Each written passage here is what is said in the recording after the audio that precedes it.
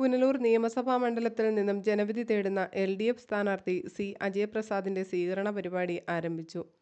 വെള്ളിയാഴ്ച രാവിലെ റോസ്മലയിൽ CPM സംസ്ഥാന സമിതി അംഗം S രാജേന്ദ്രൻ സ്വീകരണ പരിപാടി ഉദ്ഘാടനം ചെയ്തു സംസാരിച്ചു. CPM Punalur area committee secretary advocate P Saji സ്വാഗതം പറഞ്ഞു. N രാജേന്ദ്രൻ നായർ അധ്യക്ഷത വഹിച്ചു.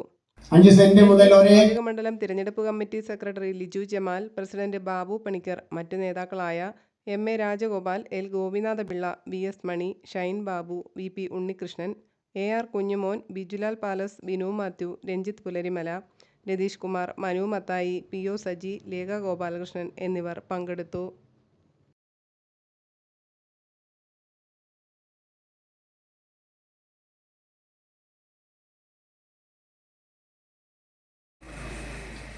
പഴയ കോലീബി ബന്ധം കോൺഗ്രസും ലീഗും BJPയും സംയുക്ത സ്ഥാനാർത്ഥികളെ നിർത്തി മത്സരിപ്പിച്ച 1991 രാഷ്ട്രീയത്തിന് സമാനമായ ഒരു സാഹചര്യമാണ് ഇന്ന് നമ്മുടെ രാജ്യത്ത്, നമ്മുടെ സംസ്ഥാനത്ത് കോൺഗ്രസ് സ്വീകരിച്ചു പോരുന്നത്.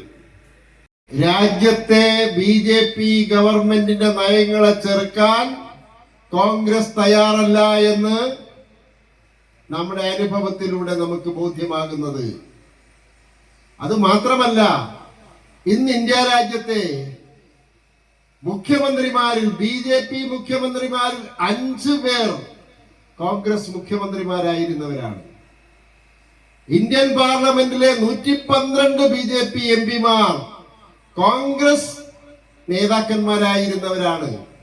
ഇങ്ങനെ BJPയെ വളർത്താൻ, BJPക്ക് രാജ്യത്ത് അധികാരത്തിൽ വരാൻ, BJPയുടെ പ്രചാരണം നടത്താൻ മുൻ കോൺഗ്രസ് നേതാക്കന്മാരും നിലവിലുള്ള കോൺഗ്രസ് നേതാക്കന്മാരും മത്സരിക്കുന്ന രാഷ്ട്രീയമാണ് ഈ കേരളത്തിൽ നമുക്ക് കാണാൻ കഴിയുന്നത്.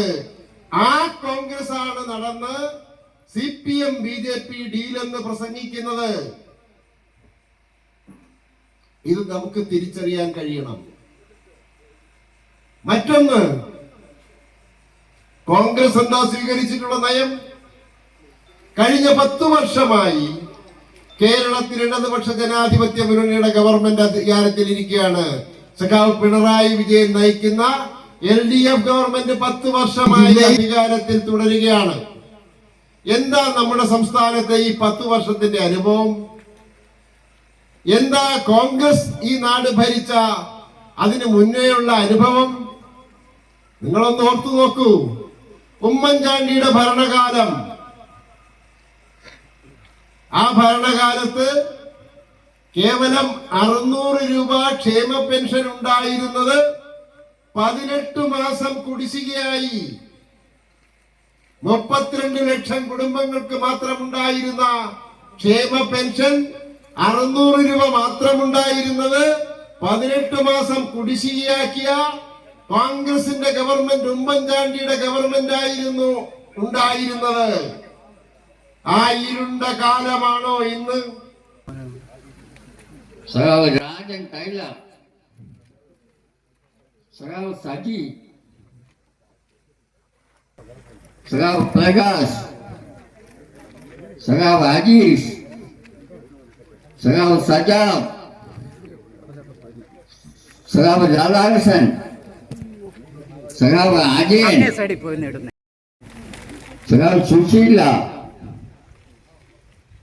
സഖാവ് ശാന്ത മത്തായി, സഖാവ് ഷീന, സഖാവ് അശ്വതി, സഖാവ് വൈകേഷ്, സഖാവ്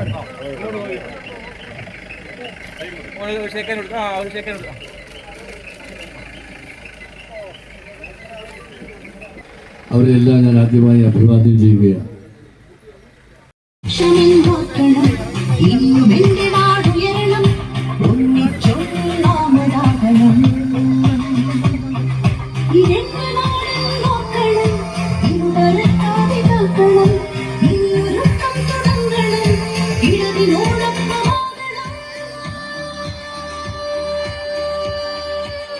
പുനലൂർ നിയമസഭാ നിയോജക മണ്ഡലത്തിലെ ഇടതുപക്ഷ ജനാധിപത്യ മുന്നണി സ്ഥാനാർത്ഥിയായി ജനവിധി തേടുന്ന സഖാവ് സി അജയപ്രസാദിന് അരി